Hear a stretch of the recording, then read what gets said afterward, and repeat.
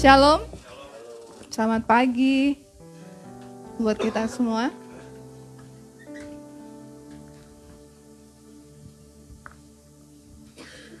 Bapak Ibu yang dikasihi oleh Tuhan, tema sepanjang bulan ini memang cukup menarik dan menantang kita semuanya. Menantangnya untuk mengaplikasikan, betul ya? Untuk mengaplikasikan, mengampuni. Kalau udah mengampuni berarti kita mengasihi. Untuk mengaplikasikan kita mengampuni seseorang yang mengecewakan kita, untuk mengampuni berbagai kesalahan orang dan menganggap dia tidak pernah melakukannya dalam kehidupan kita. Itu bukan sesuatu yang mudah. Saya tidak tahu buat semua Bapak Ibu sudah seberapa persen kita mampu untuk melakukan firman Tuhan ini. Karena ini bukan sesuatu yang mudah. Apalagi kalau kita itu merasakan kekecewaan sampai di titik di mana kita merasa betul-betul seperti seakan-akan dihancurkan, seakan-akan kita dipermalukan, sampai seakan-akan kita dibuat bahwa kita itu dipersalahkan dalam beberapa hal. Ini bukan sesuatu yang mudah, ya. Bahkan harus menganggap orang lain itu seakan-akan selesai. Jadi kalau dia melakukan kesalahan yang kecil, kalau ada beberapa pribadi yang melakukan kesalahan yang kecil, mungkin gampanglah kita mengampuni ya. Misalnya janji datang ke rumah, gitu ya. Kalau ada yang berjanji untuk datang ke rumah, lalu kita udah menyiapkan segala sesuatunya, tiba-tiba nggak jadi datang, ada kecewanya, gitu kan. Tapi nggak sampai yang ngedongkol gitu ya, sampai akhirnya kita nggak bisa mengampuni, itu kemungkinannya kecil, gitu ya.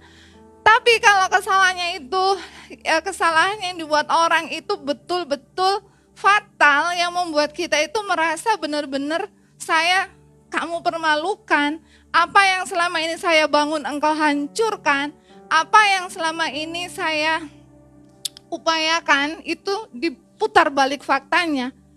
Saya rasa untuk mengampuni itu susah. Apalagi melupakan, terngiang-ngiang tuh, gitu ya. Contohnya kalau misalnya ada seseorang yang datang ke rumah kita lalu dia mencuri barang berharga yang mungkin ada di rumah kita. Kita bilang kita mengampuni, ya kan? Waktu dia datang, langsung tuh di pikiran kita ya, simpen, jangan sampai dia ambil lagi, gitu kan? Lalu jadi kita itu sudah memberikan label nih kepada orang pencuri itu, gitu. Yang datang nanti itu pernah mencuri gitu ya, jadi pencuri. Jadi di pikiran kita, di hati kita itu diwaspadai dengan hal-hal yang memang jatuhnya adalah hal yang negatif. Kita tidak tahu bagaimana Tuhan bekerja dalam kehidupan seseorang. Kalau Tuhan sudah mengubahkan seseorang, masa kita masih meninggalkan luka di hati kita? Betul ya Bapak Ibu? Jadi kalau saya belajar tentang anak-anak ini kadang-kadang terlalu kita lindungi, gitu ya. Sebagai orang tua kadang-kadang terlalu melindungi. Buat kaum muda, ketahuilah bahwa terkadang orang tua kita itu terlalu melindungi kita. Contoh, anaknya pulang dari sekolah nih, ini sering terjadi, ya kan?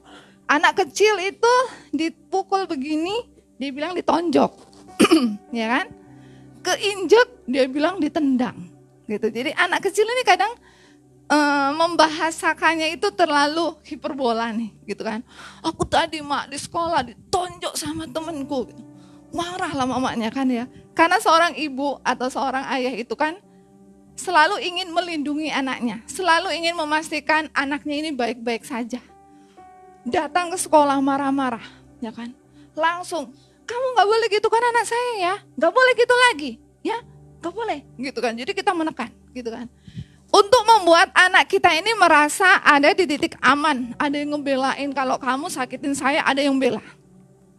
Padahal hal ini enggak saya bilang salah, memang betul orang tua itu memiliki tugas untuk melaksanakan ini. Tapi akan menjadi kesalahan kalau kita jatuhnya membiarkan anak kita ada di kondisi aman. Padahal di kenyataannya sekarang udah pada remaja pemuda, kita kan akan diperhadapkan dengan yang namanya kesulitan. Tapi kalau dari kecil kita dibiasakan untuk berada dalam kondisi baik-baik saja dan aman-aman saja, sehingga saat menghadapi rintangan, saat menghadapi orang-orang yang mengecewakan, saat menghadapi saat-saat sulit kita tidak akan siap. Hebatnya Bapak kita itu seperti itu loh. Bapak kita di surga itu dia tahu bahwa kita ini akan dipertemukan, akan diperhadapkan dengan orang-orang yang jatuhnya akan membuat kita itu difitnah, akan membuat kita itu dibenci, akan membuat kita itu dipersalahkan, akan membuat kita itu dibohongi, akan membuat kita itu dihancurkan.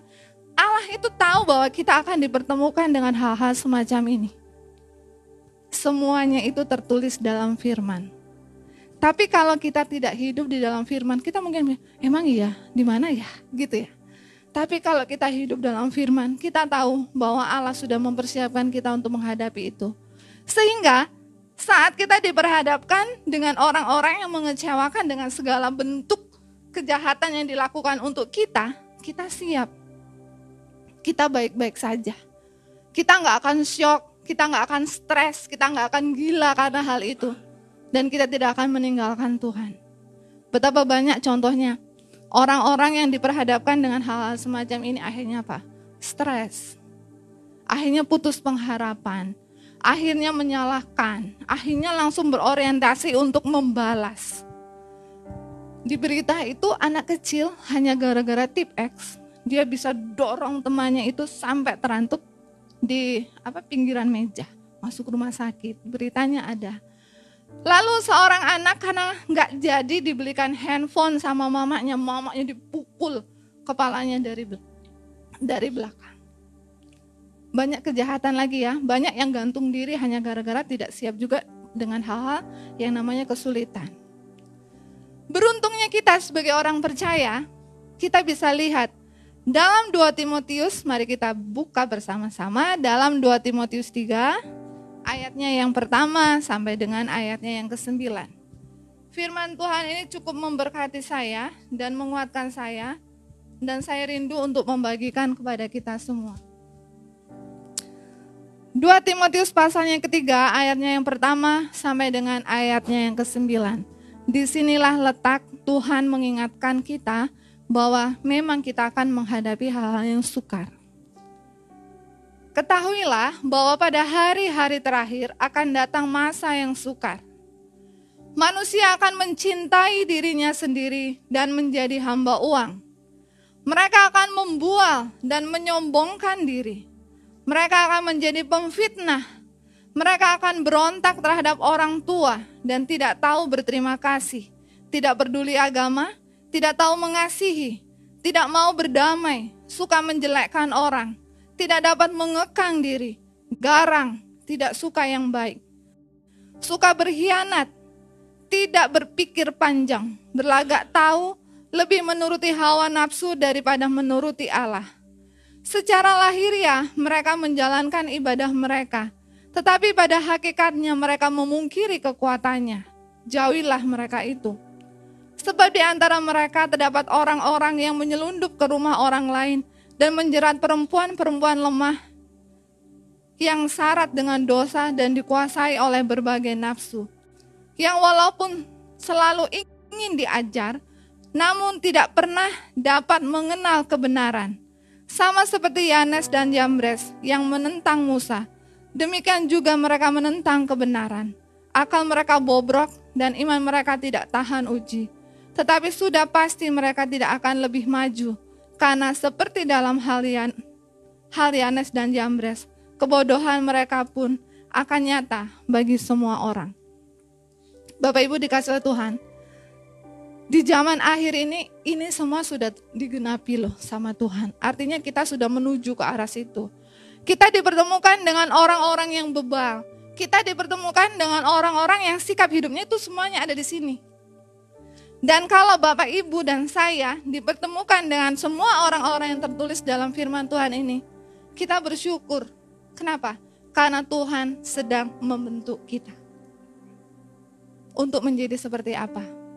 Untuk menjadi pribadi yang selalu mau merendahkan diri di hadapan Tuhan. Karena ketika kita menghadapi orang-orang seperti yang tertera dalam firman Tuhan hari ini, kita itu ego kita begitu direndahkan oleh Tuhan, membuat kita itu apa? Rendah hati di hadapan Tuhan. Mengakui bahwa dalam keegoisan saya nggak bisa nih menghadapi orang-orang sedemikian. yang hidupnya hanya merongrong hidup kita, yang hidupnya hanya mau menghancurkan iman kita dengan segala perkataannya lah, dengan segala tingkah lakunya lah, yang hanya mereka akan merasa menang kalau kita membalas mereka. Tapi selama kita tetap rendah hati di hadapan Tuhan, membiarkan mereka melakukan apapun bentuk kejahatannya, dan kita tetap dalam kasih kita, Tuhan sedang mengangkat Bapak Ibu dan saya. Gak mudah. Jadi firman Tuhan ini saya hari itu memang kalau kami guru ada briefing pagi. Jadi kita itu dapat giliran ya bawa firman. Hari itu salah satu teman saya berhalangan. Saya menggantikan. Saya ada di titik di mana saya merasa bahwa apa yang saya kerjakan, apa yang saya sedang tekuni saat itu betul-betul membuat saya itu seakan-akan sedang dipermalukan gitu. Padahal saya melakukan dengan benar. Tetapi ada tuduhan-tuduhan yang membalikkan semua kenyataan. Dan itu di depan semua orang. Kami itu ada berapa unit di Saint John itu, ada berapa unit di situ. Betul-betul di depan. Jadi saya berdiri di depan, saya ditunjuk, saya difitnah di situ, saya direndahkan serendah-rendahnya di situ. Tetapi Tuhan membuat saya diam. Diam bukan kalah. Diam untuk saya bilang dengan Tuhan bahwa saya lebih dekat sama Tuhan. Bahwa hati saya mampu mengampuni seperti Tuhan sudah mengampuni saya. Sehingga di pikiran saya itu tidak ada satu kata-kata dia yang membuat terpengaruh pikiran saya dengan semua kata-kata negatif, kata-kata sampah yang membuat saya bisa membuat saya akan kecewa dengan Tuhan. Tetapi saya terus mendengungkan di pikiran saya bahwa Tuhan sedang membentuk saya. Saya taat Tuhan. Jadi kalau Bapak Ibu dan saya sedang diperhadapkan dengan orang-orang sedemikian rupa yang mau menghancurkan kehidupan Bapak Ibu, karir Bapak Ibu, lalu menghancurkan nama baik kita, tenang. Tuhan akan mengangkat kita. Kita tidak perlu meminta pembelaan kepada siapapun. Tuhan yang akan bela kita. Ini luar biasanya Tuhan. Tuhan sudah mengingatkan kita bahwa kita akan diperhadapkan dengan orang-orang semacam ini. Seharusnya kita tidak perlu panik. Kita tidak perlu takut ketika menghadapi mereka. Seharusnya kita sudah punya strategi untuk menghadapinya. Beda ya. Kalau kita perang, kita tahu musuh kita, ya kan? Kita kan langsung punya strategi. Tapi kalau kita tidak hidup dalam firman, kita tidak pernah tahu bahwa sebetulnya Allah sudah memperingatkan kita bahwa kita akan menghadapi nih orang-orang kayak gini. Jadi kamu harus bagaimana? Nah, ini bisa kita temui dalam pasal 3 ayatnya yang ke-14 sampai dengan ayatnya yang ke-17. Jadi aku harus bagaimana Tuhan? Namun hendaklah engkau, nih kata firman Tuhan buat Bapak Ibu dan saya, ketika kita diperhadapkan dengan orang-orang yang mengecewakan seperti ini, Tuhan bilang, namun hendaklah engkau tetap berpegang pada kebenaran. Kebenaran kita itu apa? Firman Tuhan. Yang telah engkau terima dan yakini, dengan selalu mengingat orang yang telah mengajarkannya kepadamu. Ingatlah juga bahwa sejak kecil engkau sudah mengenal kitab suci yang dapat memberi hikmat kepadamu dan menuntun engkau kepada keselamatan melalui iman kepada Kristus Yesus. Seluruh kitab suci diilhamkan Allah dan bermanfaat mengajar, untuk menyatakan kesalahan, untuk memperbaiki kelakuan, dan untuk mendidik orang dalam kebenaran. Dengan demikian, tiap-tiap manusia kepunyaan Allah diperlengkapi untuk setiap perbuatan baik. Tuhan memberikan kepada kita di sini janji bahwa ketika kita hidup di dalam firman dan firman itu hidup di dalam kita, kita akan dibawa untuk masuk kepada kebenaran. Tapi kalau kita tidak hidup di dalam firman, saya mau tekankan, kita akan dibawa hidup dalam hawa nafsu kita. Kalau orang nyerang kita, kita serang balik. Kalau bisa lebih sekian kali lipat, gitu kan? Itu kan ego kita manusia. Tapi sebagai orang percaya yang sudah menerima pengajaran tentang kebenaran, ini yang Tuhan mau, tetaplah hidup dalam kebenaran. Dalam lidah kita ini jangan sampai mengucapkan sumpah serapah.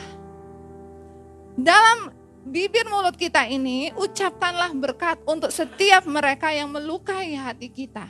Lepaskan pengampunan itu untuk mereka. Sebetulnya ketika kita melepaskan pengampunan untuk setiap orang yang menyakiti hidup kita, saya mau tekankan sebetulnya kita sedang menolong diri kita sendiri. Jadi kemarahan itu seperti racun. Ya, racun itu tidak ada manfaatnya, yang ada dia merusak. Ketika kita hidup dalam kebenaran, sebetulnya kita menolong diri kita untuk lepas dari kemarahan, dari panas hati. Sehingga dalam kehidupan kita di hati kita ini tidak tersimpan sampah-sampah yang tidak perlu. Kalau di hati kita ini sudah diisi dengan sampah-sampah yang tidak perlu, akhirnya keluar dari mulut kita, di pikiran kita, hal-hal yang negatif. Tetapi kalau Bapak Ibu dan saya hidup dalam kebenaran, maka kita dituntun untuk mampu mengampuni dan melupakan. Saya kesaksian tentang bapak saya, walaupun saya sama bapak saya itu nggak pernah ketemu, ya jarang ketemu. Saya terakhir ketemu itu tahun berapa? Jadi kami sudah berpisah, bapak dan kami itu sudah berpisah cukup lama. Bapak saya dulu itu dari non-Kristen, gitu ya, tapi menikah dengan mama saya, akhirnya dia menerima Tuhan. Jadi dia ini kontraktor, dia suka bikin rancang bangun. Jadi hari itu dia dipercaya ada salah satu yayasan di Batu yang memang mempercayakan bapak saya ini untuk mengembangkan satu lahan untuk dijadikan untuk ruang kuliah. Di atas dia kan ada lagi ya mandornya gitu, nggak ngerti saya. Yang notabene bahwa orang-orang yang bekerja dengan dia adalah orang-orang yang mengasihi Tuhan, gitu ya kan? Dia itu di lingkungan sekolah teologi. Tetapi kekecewaan yang bapak saya rasakan adalah ketika orang-orang yang hidup dalam Tuhan ini memfitnah bapak saya waktu itu. Itu kejadiannya kenapa bapak saya itu meninggalkan Tuhan hari itu. Dia kecewa karena bapak saya ini difitnah memakai uang gitu. Jadi uang bangunan itu kan banyak ya jumlahnya. Jadi dia difitnah untuk menggunakan uang itu. Bapak saya marah. Marahnya itu lebih pada kekecewaan. Kok orang di dalam Tuhan bisa melakukan hal-hal yang semacam ini? Itu yang membuat bapak saya tidak bisa mengampuni. Dan akhirnya fatalnya adalah akibat dari tidak bisa mengampuni ini sampai membuat bapak saya meninggalkan Tuhan. Itu juga bisa terjadi dalam kehidupan kita loh. Kadang-kadang kita merasa bahwa gini, kenapa sih saya udah hidup dalam Tuhan tapi orang yang jahat dengan saya kayaknya hidupnya itu semakin dibikin naik. Sedangkan saya yang hidup bersama dengan Tuhan kayaknya terus direndahkan, terus dibikin sakit. Kalau kita tidak hidup dalam kebenaran, maka kita bisa meninggalkan Tuhan karena apa? Kekecewaan. Oleh sebab itulah Tuhan menuntut Bapak Ibu dan saya untuk mampu mengampuni dan melupakan segala bentuk kesalahan yang diterima oleh pribadi kita. Bukan sesuatu yang mudah atau hal yang lain. Seorang anak, ya kan, bisa melakukan hal-hal yang tidak terpuji kepada orang tuanya ketika dia kecewa terhadap orang tuanya, nggak pulang, gitu ya, udah merantau karena kecewa dengan orang tuanya, nggak pernah mau pulang. Karena apa? Masih menyimpan amarah. Atau yang mudah, mungkin saat pacaran kita memilih si A, itu bisa sangat kita mencintai dia, ya kan? Tapi saat kita ditinggalkan, kita bisa loh menjadi orang yang paling membenci. Dari yang begitu mengasihi, kita bisa menjadi orang yang paling membenci. Kalau kita tidak hidup dalam kebenaran. Tapi kalau saudara dan saya hidup dalam kebenaran firman Tuhan, maka kita tahu memilah bagaimana kita harus minta hikmat kepada Tuhan ketika kekecewaan, ketika kepahitan itu hadir dalam kehidupan kita, itu tidak akan menjadi akar pahit. Atau kita akan membiarkan dia itu menjadi racun dalam hidup kita, meracuni pikiran kita dengan amarah, meracuni hati kita dengan amarah, meracuni perkataan kita dengan amarah, sehingga apapun yang keluar dari bibir mulut kita itu hanyalah sampah bagi yang mendengar. Tapi kalau kita minta hikmat Tuhan dalam kekecewaan, dalam keterpurukan, dalam semua hal yang kita rasakan, kita tetap bisa memperkatakan kebenaran. Saya rasa gereja ini tidak akan memaksa Bapak Ibu harus memperkatakan kebenaran, enggak. Tuhan aja memberikan hak kepada kita, ya kan? Mau memilih yang mana nih? Mau meracuni hidup kita dengan amarah sehingga ya semua yang keluar itu adalah sampah-sampah yang tidak bermanfaat. Atau kita memilih seperti Tuhan bilang, kamu memilih yang mana nih? Mau hidup dalam kebenaran sehingga dalam kekecewaan sepahit apapun itu tidak pernah menjadi akar pahit. Karena kita berjalan bersama dengan Tuhan. Bukan sesuatu yang mudah. Bukan sesuatu yang mudah. Saya juga sedang berjuang dengan hal ini. Saya sedang sangat-sangat berjuang untuk menang, berjalan bersama dengan Tuhan, tetap menang dalam kebenaran firman Tuhan yang harus saya perkatakan, yang harus saya pikirkan. Jadi kalau saya mengambil kesimpulan selama khotbah 1 bulan ini, saya mengambil kesimpulan tentang pengampunan. Sebetulnya kita tidak sedang menolong orang yang sedang melakukan kejahatan itu mendapatkan pengampunan, enggak. Kita itu sedang menolong diri kita sendiri sebetulnya untuk merdeka dalam kemarahan, untuk merdeka dalam emosi, untuk merdeka dalam memperkatakan kebenaran. Dan kalau kita dimampukan oleh Tuhan, itu bukan karena kuat dan gagah kita. Percayalah, kita akan semakin dewasa rohani bersama dengan Tuhan. Amin, firman Tuhan. Saya mengundang kita semua untuk bersama-sama mengaminkan firman Tuhan ini. Saya tidak tahu kekecewaan apa yang Bapak Ibu di rumah ataupun kita yang hadir di sini yang membuat kita masih sulit untuk mengampuni si A, si B, si C. Masih ada kesalahan-kesalahan yang kita pendam di hati kita yang menjadi akar pahit. Kita mau selesaikan bersama dengan Tuhan. Kita mau bilang mengasihi lebih sungguh, mengampuni lebih sungguh.